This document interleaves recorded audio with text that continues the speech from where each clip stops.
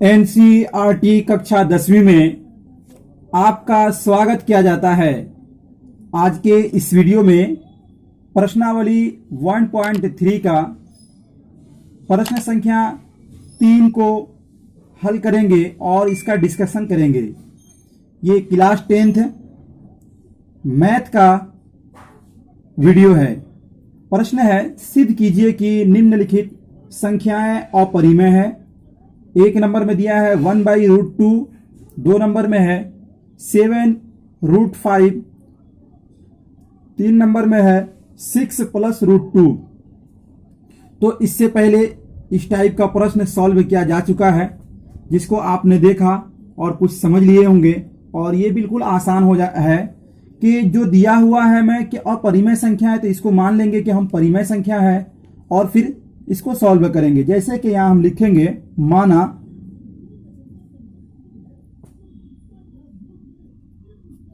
माना कि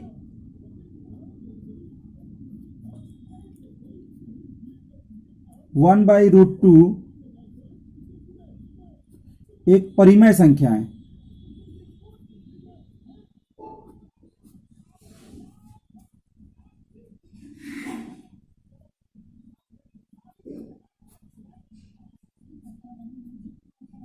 यानी जो दिया हुआ है हमें अपरिमेय सिद्ध करने के लिए, तो हम इसको परिमेय मान के सिद्ध करेंगे और ये हमारा सिद्ध नहीं होगा, फिर ये अपने आप सिद्ध हो जाएगा, जिसको विरोधाभास कहते हैं, उस नियम से। तो सबसे पहले लिखेंगे, जब हमने परिमेय मान लिया तो यहां पे हमें लिखना होगा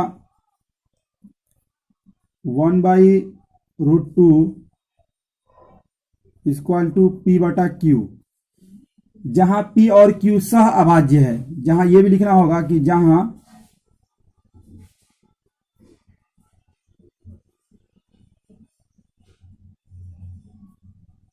P और Q सह अभाज्य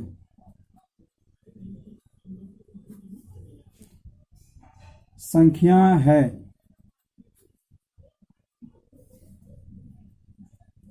और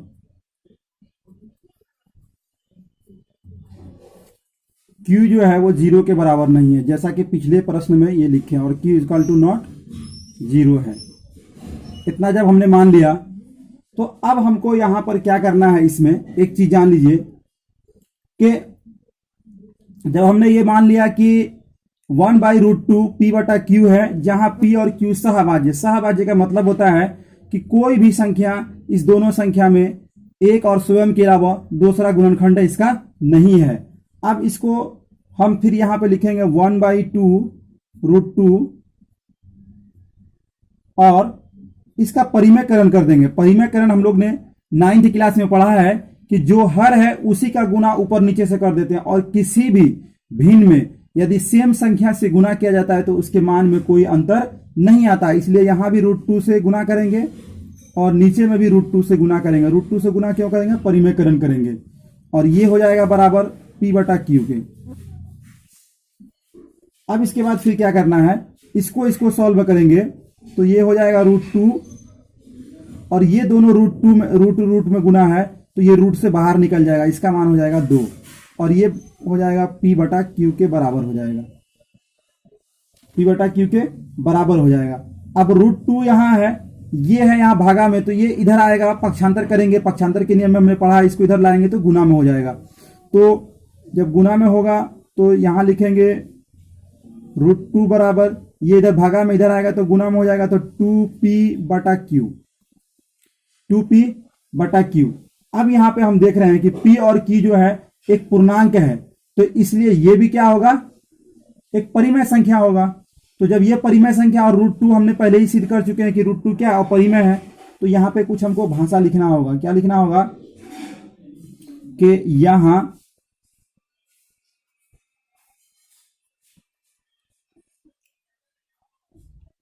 P और Q पूर्णांक हैं।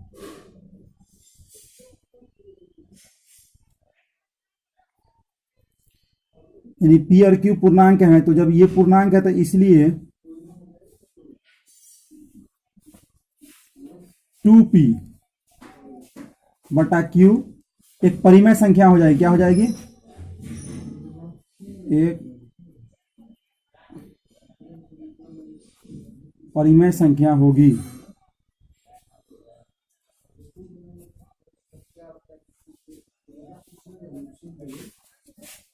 अब ये हमने सिद्ध कर दिया कि P बटा Q जो है, P और Q क्या पूर्णांक है, तो 2 मिलकर ये क्या हो जाएगा? परिमेय संख्या हो जाएगा। मगर √2 पहले ही से हम जानते हैं कि ये अपरिमेय संख्या है, तो लिखेंगे, फिर इसको भी लिखेंगे हम। परंतु हम जानते हैं कि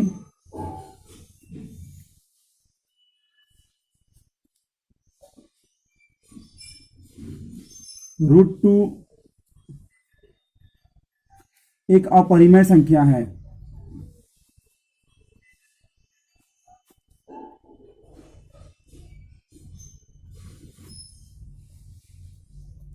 जब √2 एक अपरिमेय संख्या है तो परिमेय और अपरिमेय बराबर नहीं होता है, तो फिर यहां पे लिखेंगे हम, अतः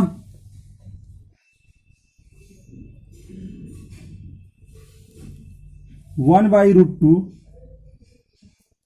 एक अपरिमेय संख्या है।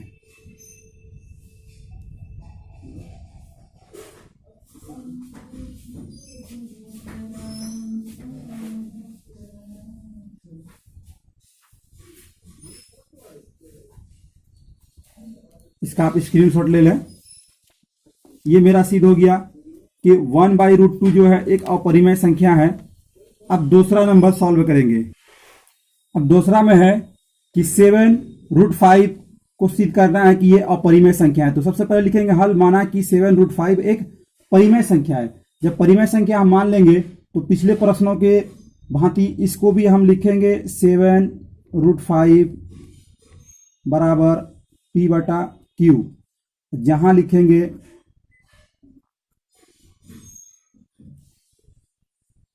P और Q क्या है? सह अभाज्य संख्या है।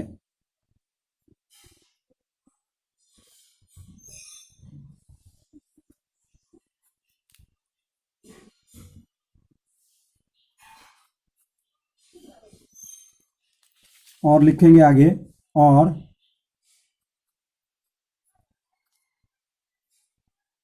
Q equal to not 0। इतना तो हम पहले ही लिखते आते थे। अब इसको फिर क्या करना है आगे? इतना हमने लिख दिया। अब इसको फिर आगे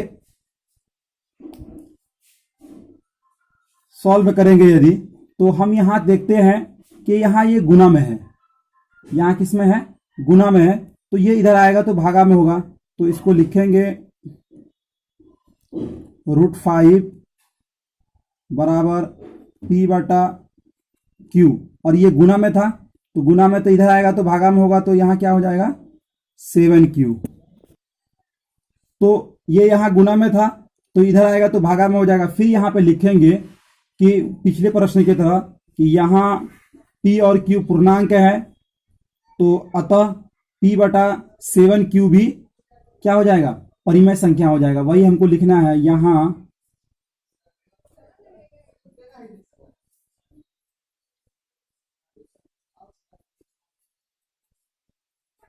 P और Q पूर्णांक है। यहां P और Q पूर्णांक है, अतः P बटा 7Q, P बटा 7Q एक परिमेय संख्या है। एक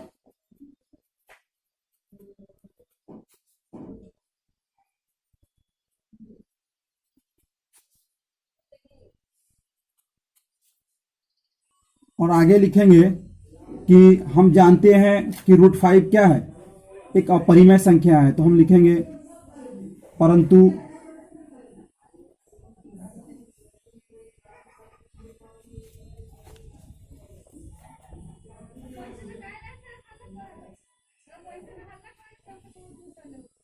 जानते हैं कि √5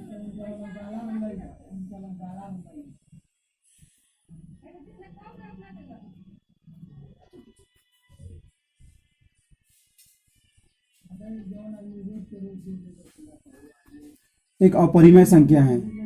तो फिर सिद्ध क्या होता है? सिद्ध ये होता है कि 7√5 एक सिद्ध ये होता है कि यहाँ पर √5 एक जब अपरिमेय है तो P/Q यानी 7Q ये परिमेय हो जाएगा। तो परिमेय और अपरिमेय बराबर नहीं हो सकता है। तो सिद्ध ये होता है कि 7√5 एक अपरिमेय संख्या। फिर इसको हम कुछ भाषा में तो इसको लिखेंगे कि अतः हमारी कल्पना असत्य है।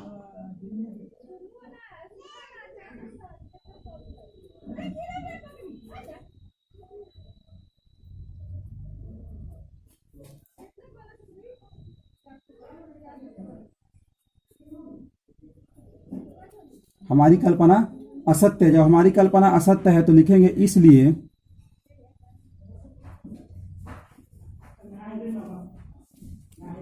इसलिए 7√5 एक परिमेय संख्या है। अब अगला 3 नंबर में चलते हैं, जो कि 3 नंबर प्रश्न। तो 3 नंबर को फिर 3 नंबर प्रश्न है 6 + √2। इसको अपरिमेय साबित करना है। तो हम लिखेंगे हल, माना कि 6 + √2 एक परिमेय संख्या है। फिर उसी तरह लिखेंगे जब ये परिमेय संख्या है तो 6 + √2 बराबर P/Q। और फिर लिखेंगे आगे जहां P और Q सह अभाज्य संख्या है। हम यहां पे लिखेंगे कि जहां P और Q सह अभाज्य संख्या है और Q = नॉट 0, Q जो है वो 0 के बराबर नहीं है। तो अब यहां पर हम ये पाते हैं, जैसा कि पिछला में बतलाया गया आपको, कि ये √2 को इधर ही रहने देंगे, √2 को इधर रहने देंगे और उसका P/Q, और ये प्लस में था तो वो जब बराबर से इधर आएगा तो माइनस में हो जाएगा, -6 हो जाएगा।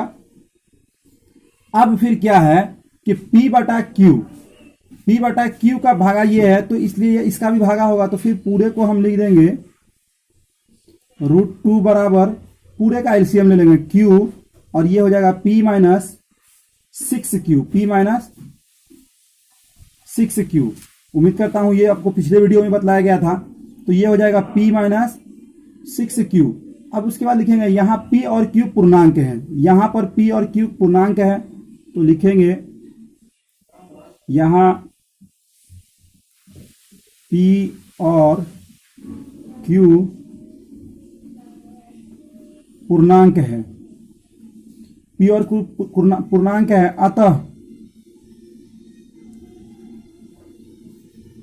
अतः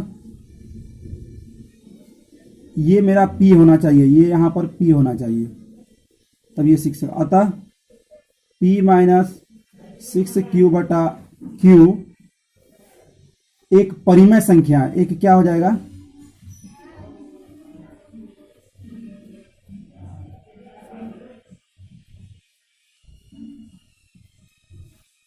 एक परिमेय संख्या है। और जब परिमेय संख्या होगा तो हम जानते हैं कि √2 क्या है, एक अपरिमेय है। परिमेय और अपरिमेय बराबर नहीं होता है। तो यहां पे लिखेंगे फिर आगे,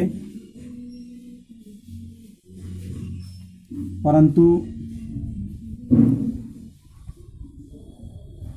हम जानते हैं कि √2 एक अपरिमेय संख्या है।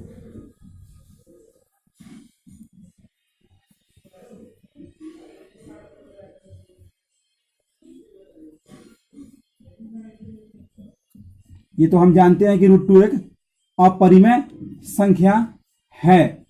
तो अब दोनों बराबर नहीं हो सकता है, तो फिर यहां पर क्या होगा, एक अपरिमेय संख्या है। तो फिर मेरा यह सिद्ध होता है कि हमारी कल्पना असत्य है, हमारी कल्पना असत्य है।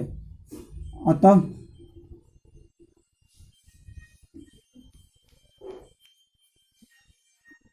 हमारी कल्पना असत्य है।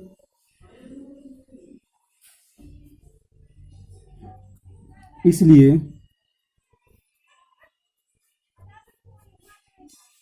इसलिए 6 + √2 एक अपरिमेय संख्या है। ये आपका प्रश्नावली 1.3 का पूरा तीनों प्रश्न इस वीडियो में बतलाया गया। आप इसका स्क्रीनशॉट लेकर नोट्स बनाते चलिए। अभी से इसका स्क्रीनशॉट ले लें आप, और फिर इसका स्क्रीनशॉट लेकर आप नोट्स बनाते चलें, ताकि अच्छे कंटेंट के साथ आपका नोट्स तैयार हो जाए। फिर आगे आप इसका भी स्क्रीनशॉट लेकर इसको भी नोट्स बनाते चलिए। और ये एक ही लैंग्वेज लिखना है, कोई भारी नहीं है। आप यदि एक दो बार इसका प्रैक्टिस कर लेते हैं तो ये आपको बिल्कुल आसान लगेगा। इसी लैंग्वेज में आप यदि लिखते हैं तो अच्छा से अच्छा नंबर आपका उठेगा। बहुत बहुत धन्यवाद। वीडियो अच्छा लगे तो लाइक और शेयर और चैनल को सब्सक्राइब ज़रूर कीजिएगा। Thank you.